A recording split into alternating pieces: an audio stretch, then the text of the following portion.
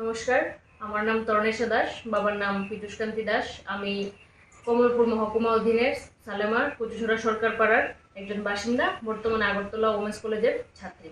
আমি কিছুদিন আগে 11 জুন 2025 ইন্টারন্যাশনাল বুক অফ রেকর্ডসে জায়গা পেয়েছি। কিভাবে পেলে? আমি একটি জ্যাকফ্রুট সিড অর্থাৎ কাঁঠাল বীজের উপরে শ্রীরামচন্দ্রের নাম লিখেছি 36 বার। সেটার উপর ভিত্তি করে আমি ইন্টারন্যাশনাল বুক অফ রেকর্ডসে আমার নামটা নথিভুক্ত করাতে পেরেছি। পুরস্কার কবে পেলে?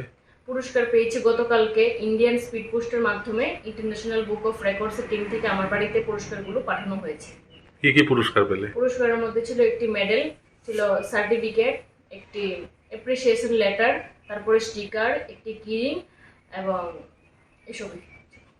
মাউস কিবোর্ড, মাউস প্যাড পেলে? Mouse pad. কেমন লাগছে? সত্যি কথা বলতে আমার অনেক ভালো লাগছে। সবের আশীর্বাদ, বিশেষ করে আমার পরিবারের সহযোগিতা এবং আমার আঁকার শিক্ষকের দ্বারা অনুপ্রাণিত আমি। এছাড়া বিশেষ করে একজনকে আমি অনেক ধন্যবাদ দিতে চাই, আমার একজন স্যার অমর সাহা।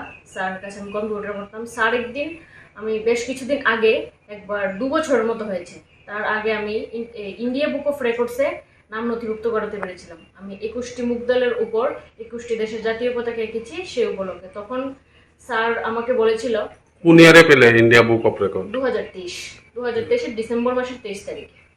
কি কি করেছিলে তখন? তখন আমি 21টা মুগডালের উপর 21টা দেশের জাতীয় পতাকা অঙ্কন করেছিলাম। আমি পড়তে চাইছি, আমার নাম রূপালী দাস সরকার, আমার হাজব্যান্ডের নাম পীযূষকান্তি দাস, আমার বড় মেয়ের নাম হচ্ছে তরণেশা দাস আর ছোটো মেয়ের নাম অন্বেষা দাস। আমার মেয়ে আগে একবার 2023-এ ইন্ডিয়া বুক অফ রেকর্ডসে নাম উঠিয়েছে, এখন আবার নতুন করে আরেকটি পুরস্কার পেয়েছে ইন্টারন্যাশনাল বুক অফ রেকর্ডসে। কিন্তু তাতে আমরা অনেক খুশি এবং আমি চাই আমার মেয়ের মতো আরও অন্য ঘরের মেয়েরাও এইভাবে পুরস্কার পাক।